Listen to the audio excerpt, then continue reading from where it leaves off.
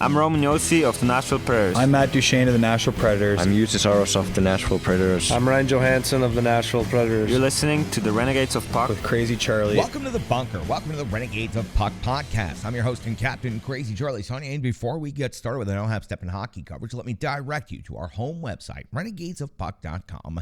Once you go to renegadesofpuck.com, you'll learn everything you need to know about the show. And once you're educated about the show, you can click on that merchandise tab. That's going to take you straight to our classic logo t-shirt, our pride logo t-shirt, all of our different special event t-shirts, the new Last One to Die logo t-shirt. These look really good. They're in the store right now and totally available.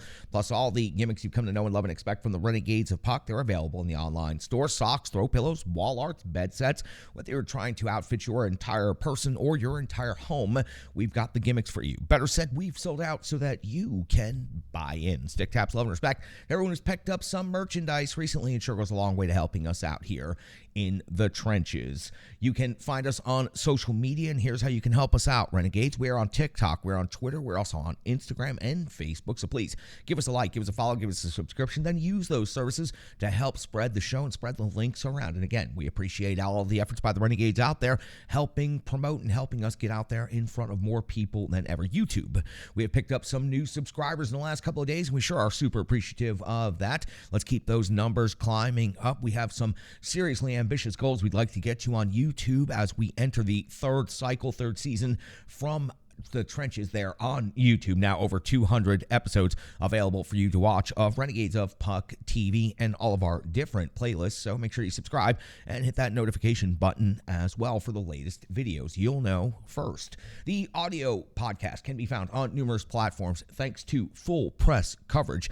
The Full Press NHL coverage is incredible, and they are putting us in front of more listeners and more Renegades than ever possibly before. We have gone well beyond the boundaries of the Nashville market, and we have gone global. We are now well over 3.3 million replays, listens, and downloads for the year 2023, and we are so appreciative and so happy that we are reaching so many Renegades out there. So again, we sure do appreciate you checking out the audio version of the podcast. Numerous platforms, but here's a couple of examples. You can find us on Google, Stitcher, Spotify, Amazon, and there are plenty of others. Just search Renegades of Puck on your preferred podcast platform today. And again, thanks to the Full Press NHL network, we are reaching more Renegades than ever before. Venmo is how you can help the Renegades of Puck by making a financial donation. Scan the QR code that's currently on your screen, or just search Renegades of Puck in Venmo. Every dollar goes a long way to helping the Renegades of Puck, and as you can see and hear, we have made many upgrades in the last year on this show, and we're looking to make some upgrades more behind the scenes this cycle. We've got to do some work on the computer systems, the network, and we've got to become more efficient when it comes to all of the different things we need to do to get the content out even faster than we have been able to in the past. So again, a dollar goes a long way. Support the Renegades of Puck, an independent hockey operation today. Now listen, I know and fully understand it's time for the Don't Have Step in hockey coverage, so let me get to the goods. It's time for operation number 771. And at this moment in hockey history, we pause, recap, and reflect all things Milwaukee Admirals. I'd like to start by going back to the regular season. The Central Division concluded with the Texas Stars winning the Central Division. They ended up with 92 points overall. The Milwaukee Admirals finished second in the Central Division. After 72 games skated in the regular season, the Admirals had a record of 41-24-5-2, good for 89 points, finished 3 points behind the Texas Stars. The Milwaukee Admirals scored 238 goals on the season, gave up 211 goals against. The rest of the Central Division regular season standings, so we had Texas and Milwaukee first and second. The Manitoba Moose finished in third place with 84 points. The Iowa Wild, 79 points in fourth place. The Rockford Ice Hogs in fifth place. The Chicago Wolves in sixth. And the Grand Rapids Griffins finished in seventh place in the Central Division. And it was Texas, Milwaukee, Manitoba, Iowa, and Rockford all qualifying for the Calder Cup Playoffs. Now, for the Milwaukee Admirals in the regular season, the goals for 3.31 per game was sixth best overall in the AHL, while goals against at 2.93 was eighth best in the AHL. The shots for category 30 was 17th best in the league. In shots against, 31.1 is 23rd overall in the American Hockey League for the regular season. Now, on the special teams, Milwaukee Admirals had a very impressive regular season. Their power play converted at 29.6%, which was best overall in the AHL. 56 out of 228 opportunities. The penalty kill finished third overall in the American Hockey League, 84.3% kill rate, 36 power play goals against. When it came to regular season statistics of the individual players, it was Schneider finishing with 25 goals, which was most on the Admirals, 26 assists and 51 points. The 51 points, of course, is the team lead. Leonard finished with 17 goals and 27 assists for 44 points. Luke Evangelista, 9 goals and 32 assists on the season for 41 points. Those 32 assists represent the number one overall on the Admirals. Sherwood, 22 goals and 16 assists for 38 points. Gross, 10 and 28 for 38. Philip Tomasino, 12 goals and 20 assists for 32 points. And Mark Delgado, 3 goals, 28 assists for 31 points overall on the season. When it comes to in net, Yaroslav Skarov was 26, 16, and 5 with a .911 save percentage and a 2.69 goals against average. Now, one of the big storylines of the regular season for the Milwaukee Admirals was how many players the parent club, the Nashville Predators, needed to utilize and rely upon with the dismantling, the trades, and the numerous amounts of injuries at the NHL level. So returning at the end of the regular season, a number of these players had gained significant NHL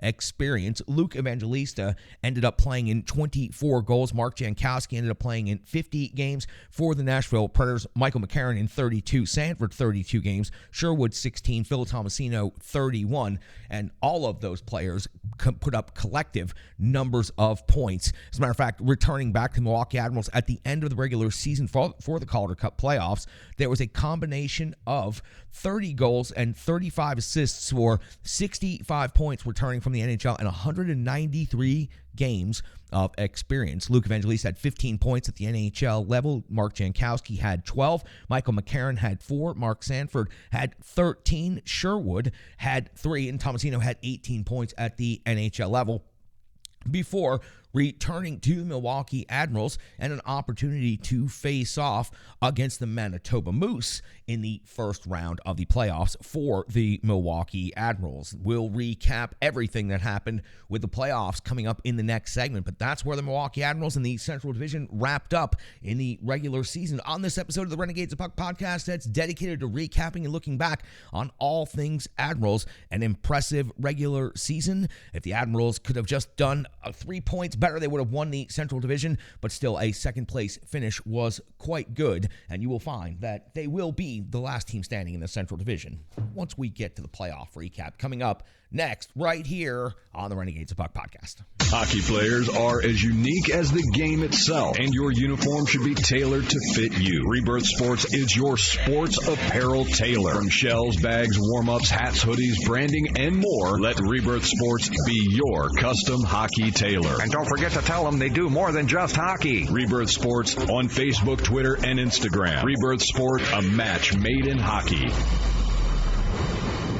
Now that we've broken down and recapped the regular season for the Milwaukee Admirals, let's talk about all things that happened in the Calder Cup playoffs. It was the Milwaukee Admirals finishing second in the Central Division, facing off against the Manitoba Moose in their first opportunity at the Calder Cup playoffs. In a best-of-5 series, it was the Milwaukee Admirals defeating the Manitoba Moose 6-2, taking a 1-0 lead in one of their most dominant games of the entire Calder Cup playoffs. What a way to get out of the gate, but it would be in Game 2 when the Manitoba Moose would strike back to even the series with a 3-2 victory, and they would win that game in overtime, tying the series up at 1 apiece. In Game 3, it would be the Manitoba Moose also defeating the Milwaukee Admirals 3-2, also in overtime, taking a 2-1 lead in the best-of-5 series. With the Admirals and their back against the wall, they secured a victory 5-3 over Manitoba, tying the series up at 2 apiece. And then in the pivotal series deciding Game 5, it was the Milwaukee Admirals winning the game 2-1, taking the series versus the Manitoba Moose 3-2. That would allow the Milwaukee Admirals to get into the third round, and that would take place against the Texas Stars, another best of 5. It would in fact be the Milwaukee Admirals defeating the Texas Stars in Game 1, 2-1 to take a 1-0 lead in that series, and then it would be the Milwaukee Admirals falling 5-3 on home ice to the Texas Stars, evening the series up at 1 apiece. In Game 3, 3, the series would shift to Texas. It would be the Admirals securing a 4-3 victory and taking a 2-1 lead in the series. Milwaukee would fall by the same score, 4-3, in Game 4, but that would take place in double overtime, one of the longest games in Milwaukee Admirals playoff history. The series would be evened up at 2 apiece, and for the second consecutive round, the Milwaukee Admirals would be facing a Game 5 do-or-die situation, and they would win this game 5-2, taking the series 3-2 over the Texas Stars. When it came to the Milwaukee Admirals, would then move on to face off against the Coachella Valley Firebirds in the Western Conference Finals. Now a best-of-7 series. It would be the Milwaukee Admirals having to go off to Coachella for the first ever meeting between these two franchises, and what an odd circumstance to meet for the first time ever in a Game 1 best-of-7 Western Conference Final Series. It would be Coachella Valley with a raucous crowd in attendance for Game 1 and a wild offensive game, winning the game by a score of 6-4 and taking a 1-0 lead in the best-of-7 series of the Milwaukee Admirals. In Game 2, Coachella Valley would continue the offensive onslaught, winning the game 5-3, taking a 2-0 lead. There would be a change of scenery, and the change of venue would help the Milwaukee Admirals. Also, a change in net as Devin Cooley would take over for the Milwaukee Admirals in Game 3. The Admirals would secure that Game 3 victory by a score of 3-1, getting back in the series 2-1. In Game 4, the Admirals would secure another victory, 5-2, evening the series up at 2 apiece. But in Game 5, the Admirals seemed to have everything going in their way after the first 20 minutes, but it was the Coachella Valley Firebirds at the end of 60 minutes getting the 2-1 victory, taking the 3-2 lead in the best-of-7 series and heading back home for Game 6. And in Game 6, it would be Coachella winning 4-3, eliminating the Milwaukee Admirals, outscoring them by a combined score of 20-18 in the series and eliminating the Milwaukee Admirals in 6 games. One heck of a run for the Milwaukee Admirals. They made it all the way to the Game 6 of the conference finals. The Coachella Valley Firebirds are now facing off against the Hershey Bears in the Calder Cup best-of-7 final series, but the Milwaukee Admirals season has come to its conclusion. I gave you the individual statistics for the Admirals in the regular season, so let me update you on the Admirals stats at the end of the playoffs. We saw continued success from Luke Evangelista, who had 4 goals and 11 assists in the playoffs for 15 total points. Mark Del Gaizo, 4 goals and 8 points for 12 assists. Afanasi had 5 goals and 6 assists for 11 points in the playoffs. Sherwood, 4 and 7 for 11. Gross, 2 and 9 for 11. Joachim Kemmel really emerged on the scene as a significant offensive threat. 8 goals that led the Admirals in the playoffs, plus 2 assists for 10 points. Phil Tomasino, 2 and 7 for 9. Willsby, 2 goals and 6 assists for 8 points. Jankowski, 1 goal and 7 assists for 8 points. And McCarron had 4 goals and 3 assists for 7 points. Sanford also had 7 points in net in the playoffs. Devin Cooley ended up playing the final 4 games for the Milwaukee Admirals in the conference final. He put up a record of 2-2, a save percentage of .916, a goals against of 2.29, and he stopped 98 out of 107, which means he had 9 goals against. Yaroslav Skarov ended up with a record of 6-6 in his first opportunity at the Calder Cup Playoffs as a starter. .903 save percentage, 2.70 goals against average. He faced 349 shots on goal. He stopped 315 of those. He gave up 34 goals against in the Calder Cup Playoffs. Had to be replaced in the conference finals because of some loose play and some soft goals.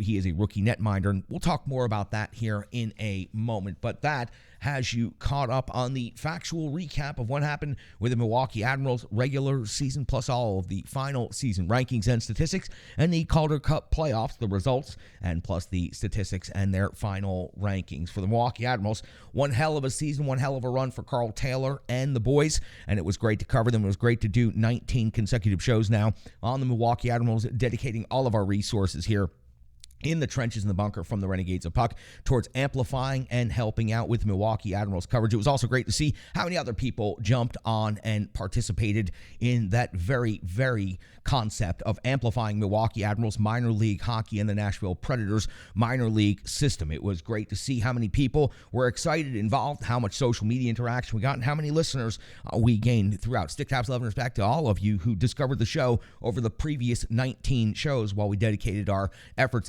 exclusively to Milwaukee Admirals coverage. We'll be very happy here to recap what we've seen so far in the regular season playoffs, some analysis, and Rachel K coming up. And then, well, it's time to pivot back to all things happening in Nashville because the NHL awards are coming up. The NHL draft is also going to be in Nashville, and free agency is coming up soon. And that, of course, is going to affect everything from the Nashville Predators down through the Milwaukee Admirals and their brand new ECHL affiliate in Atlanta. Welcome, Gladiators. Look forward to getting down there and seeing you again. I remember the team that you were many, many years ago before you moved to Atlanta. As a matter of fact, when I covered the ECHL, I covered the original version of the Atlanta Gladiators. Looking forward to getting down there now that they're part of the Nashville Predators farm system. So that news has also come out in the last couple of days. Let's take a quick break. Let's come back. Let's get some analysis in, and then we'll turn it over to Rachel Kane. Will wrap things up.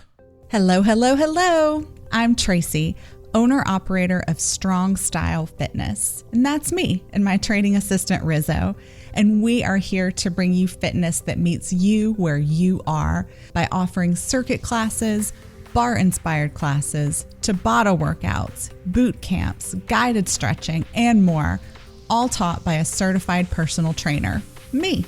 To learn more, go to our website, strongstylefit.com. Subscribe on YouTube at Strong Style Fitness. Follow on social media at Strong Style Fit. But most importantly, let's get you moving. It doesn't matter if it's your first workout or you've been doing it for years. Strong Style Fitness has the workout that meets you on your journey and helps you along the path to a happier, healthier life. I understand where you've been, what you were going through, and where you were going, and I want to take you there. We'll see you on the mat. Mwah. When it comes to the analysis of things, I'm just going to go ahead and go down the list of a couple of different topics that I know are very important and give you my final thoughts on the season. I'm going to start with behind the bench with head coach Carl Taylor. You know, on this show, we have made the case for Carl numerous times. He did not get the job as the head coach of the Nashville Predators. Andrew Brunette was hired and announced recently as the new head coach of the Nashville Predators. I think that means Carl Taylor's days behind the Milwaukee Admirals bench are very limited at this point, as he is definitely due for that next promotion. Now, is that next promotion straight to the behind the bench as the head coach in the NHL, or is there possibly another option? The Nashville Predators still have one assistant coach position open. Dan Highnote was retained and the other position was vacated. So under new general manager Barry Trotz and new head coach Andrew Brunette is Carl Taylor, who has such a great relationship and has been such a great coach to all of these prospects as they've come along. Is Carl Taylor ready for a promotion to assistant coach in the NHL, as he no doubt is soon going to be a head coach in the NHL, but being passed over by the Nashville Predators in this cycle? I do not believe there are any other organizations out there currently with a job opening that are going to hire Carl Taylor immediately as his first job in the NHL. But I do believe the Nashville Predators will promote Carl Taylor to be the assistant coach, and I think that would be a great move for everyone involved. Carl Taylor gets experience at the NHL level, and he gets to remain a part of the Nashville Predators system. He has truly been a huge part of so many of these prospects' early careers, and these prospects are going to be the core of the Nashville Predators in the next season, if not immediately out of training camp right here. We have to talk about in net, Devin Cooley. It has come out that Devin Cooley is going to test free agency. Devin Cooley is an experienced backup at this point for the Milwaukee Admirals because the team has been turned over to Yaroslav Askarov. We'll talk about him in detail in just a moment. But Devin Cooley has proven to be a competent goaltender for the Nashville Predators in their system. And if it was as easy as just signing him, I'm sure that he would be happy to remain with the Milwaukee Admirals. He's going to test free agency, and that has come out thanks to some social media sleuthing, and Yaroslav Askarov actually helped break that story on his Instagram page. So Devin Cooley going to test free agency, but if there are no significant offers out there, he could be back with Milwaukee Admirals. Just something to continue watching. He's proven he can win games in the playoffs 2 years in a row. He beat the Chicago Wolves last year in an impressive effort, and this year had a heck of a couple of games against the Coachella Valley Firebirds, who may ultimately win the Calder Cup. So Devin Cooley going to test free agency. That means there's going to be at least one opening, or there is an opening at this point. point, Askarov is going to be the starting goaltender for the Milwaukee Admirals next year. There is no doubt about that. In the playoffs, a 6-6 record, a .903 save percentage, 2.70 goals against average, and we saw it. We know Askarov is wild. He comes way out of the net.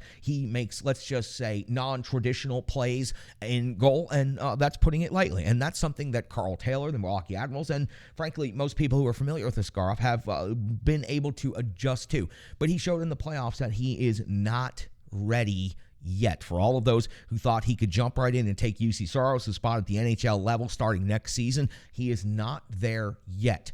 All of the potential is on display, and you've seen a number of highlight reel saves. And when you just get sucked into looking at the Twitter clips or just looking at the highlight reels, you can sometimes be deceived. Some of his game needs to be calmed down. Some of the long, soft goals that were given up in the playoffs and some of the turnovers and decisions that he made, all of that just needs to be sharpened up a little bit. And the only way you can sharpen those skills up is by reps and continuous game starting. The only place Askarov is going to get that right now is with the Milwaukee Admirals. He put up a really good regular season, 26, 16, and 5, 9-11, save percentage, 2.69 goals against average, and there's no reason to believe that part of this prospect system that's going to be bringing in tons of prospects over the next year or two, due to the amount of draft picks, the amount of trades that have been made, and the amount of players that are due to start moving up the ranks. There is absolutely no doubt that the Milwaukee Admirals could use a primetime prospect in goal, and right now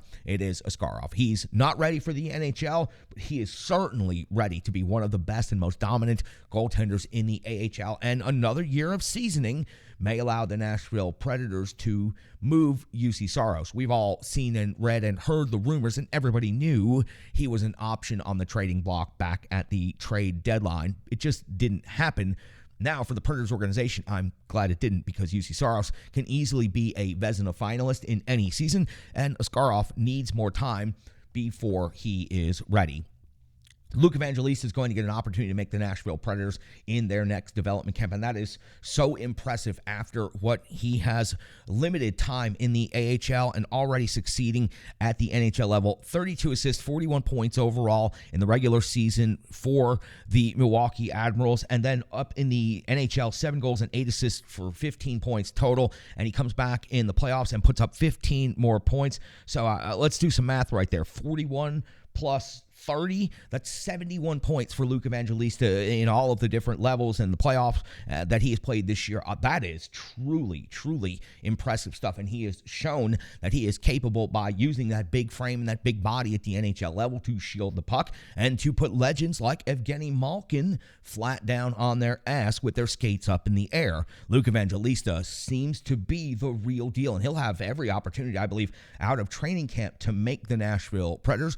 But if he ends up back with the Milwaukee Admirals next year for a little bit more experience, a little bit more seasoning on the top lines, there's no doubt he will be one of the best overall players in the AHL. And we've got to talk about Kemmel in this exact circumstance. Kemmel and Game 6 at the end of the game against the Coachella Valley Firebirds was the player everyone was looking for to take the final shot. He became a sniper in a short amount of time. Again, incredibly limited experience in the regular season, just as much experience in the playoffs for the Milwaukee Admirals, and he delivered the goods. 8 goals in the Calder Cup playoffs, and he led the team, and clearly he has a shot that is on par and caliber with anyone else who's come through the Predator system in the last several years, and that includes Philip Forsberg, and that includes Eli Tolvanen, and now you can put Kemmel on that list from the same spot over there on the left-hand side near the circle. That shot is otherworldly. It is one of the top level shots in the AHL already, and again, very limited experience, a rookie player going to be a big part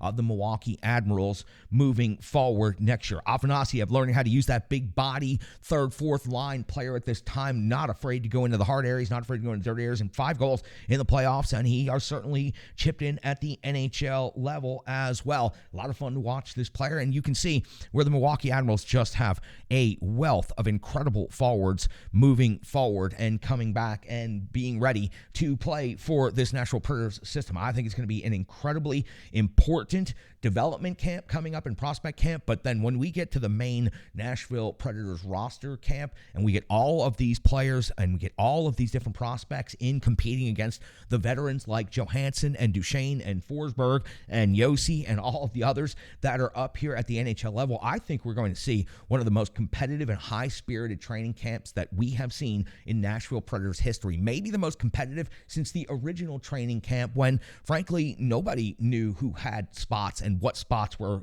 guaranteed.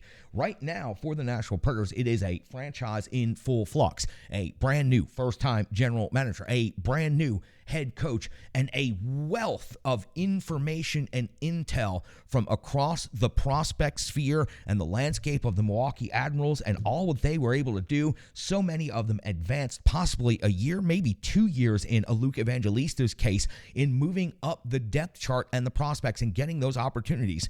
Barry Trotz, David Poile, they made no illusions. They had no intention of these players getting that much significant playing time. They had no intention of Luke Evangelista getting 24 games at the NHL level, of a Sherwood getting 16, Tomasino 31. They wanted these players in the AHL getting more seasoning. They ended up playing pivotal roles at the NHL level, and they'll have an opportunity in training camp. I think it's going to truly be one of the most unique, fun, and exciting training camps that I have covered in my entire time here covering the Nashville Predators, and I cannot wait to see how every one of these players that just made this run to the Western Conference Final in the AHL are going to compete and stack up against those veterans. It's going to be a very different Nashville Predators team. They're preaching fast, they're preaching fun, they're preaching success on the special teams, and it's incredible to see how much of that seems to fit with what Carl Taylor and the Milwaukee Admirals have already been preaching, practicing, and putting on display for the brand new general manager of the Nashville Predators, Barry Trotz. Fun stuff, fun times if you're covering the system. It's been a couple of years since we've had this much excitement, this much enthusiasm, this much energy in totality from the fan base behind the system. People are really starting to re-engage. People that had kind of checked out for a while had said, same old Nashville Predators, same old system, as long as David Poile. All of that is seeming to come to a close. And now Barry Trotz making great statements as the new GM, and that, of course, will affect the Milwaukee Admirals in every way about the upcoming draft. We'll cover the draft more on future episodes, but the teaser line Barry Trotz is putting out is, I don't want you to play it safe. I want the scouts to take some swings, get some players that are going to get people out of the seats, taking the pressure off the scouts immediately, putting the pressure on himself. There's always going to be misses when it comes to the NHL draft. Believe me, you've watched, you've tracked, and you've seen prospects you thought for sure were going to make it don't end up making it out of the draft process and through the American Hockey League to the NHL. It just doesn't work out all the time like it's supposed to. Barry Trotz encouraging the scouts to take some swings also tells me he's looking to find these same players like Luke Evangelista that are going to get fans out of the seats at Bridgestone Arena in Nashville. Again, exciting, fun times, and it has been a great honor covering the Milwaukee Admirals. Big thanks and stick taps to Aaron Sims and everything that he did, calling all of those games throughout the Calder Cup playoffs. He does a wonderful job. He is a very, very good play-by-play guy. The Nashville Predators, again, lucky to have such a good professional broadcaster in their system, and I am so happy that we were able to amplify his coverage and talk about some of the songs he sang during intermissions and talk about this team in general. Carl Taylor is a fascinating coach to cover. He's a fascinating coach to study, and these players have certainly opened the eyes of GMs, coaches, and fans across the league, and that has been one of the most fun parts. No one has been more in tune, more in tap, and knows more about this topic than Rachel Kay. For the final time this season, let's get Rachel Kay in the bunker. She is, of course, in her undisclosed bunker from On the Forecheck. Here she is with her final analysis and season wrap-up for the Milwaukee Admirals. While it's sad to be recapping the Admirals after their loss to Coachella Valley, here we are. I'm so proud of this team, and as Coach Taylor said, they were one of the 3 remaining teams in the Calder Cup Playoffs. That's a big freaking deal. It was also cool to see Milwaukee and Nashville get an ECHL affiliate on Tuesday. The Atlanta Gladiators will be part of the Preds organization, and it's very exciting to have more Southern hockey just a few hours away. Anyway, back to the Admirals. It's incredible to see what this team has done over 3 playoff rounds. Devin Cooley played well in place of Askarov. And even though it's unlikely that Cooley stays with the Preds, he's been great for the Admirals over the last 2 seasons. I wish him luck wherever he lands. Luke Evangelista led the Admirals in playoff points with 15, 4 goals and 11 assists. Blue liner Mark Del Gaizo, keep your eye on that guy, had 12 points, 4 goals and 8 assists. Guys like Igor Afanasiev, Kiefer Sherwood, Jordan Gross, and Joachim Kimmel contributed too. Those are guys that Nashville can build a youth movement around in the coming seasons. Captain Cole Schneider only played in 8 games, and Isaac Ratcliffe only played in 10. I'd hope to see more out of both of these guys. I'd also hope to see more out of Zach Sanford and Mark Jankowski. It was a great series, though, and Coachella Valley was likely the only team to stop Milwaukee in the Western Conference.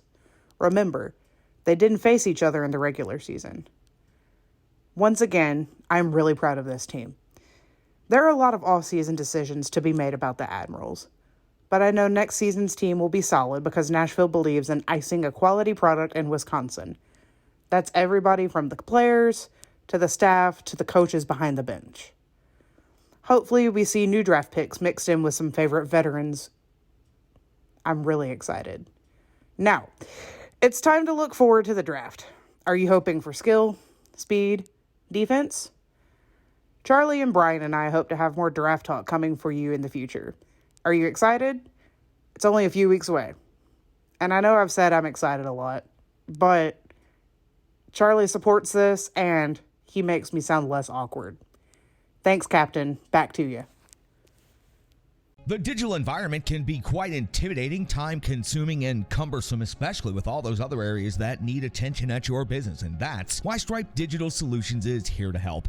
I know because that's exactly what Stripe Digital Solutions did for me and the Renegades of Puck. From designing my home website and helping me create my merchandise to special event posters, brand building, and social media management. But it's not just that, it's so much more. Stripe Digital Solutions has helped me every step of the way. From startup to full-time operation, Stripe Digital Solutions has been there to assist and advise every single step of the journey. In today's fast-paced world, the path to success is having a strong digital partner, and nobody is better in the trenches than Brandy and Stripe Digital Solutions. Get the solution before it's even a problem with Stripe Digital Solutions.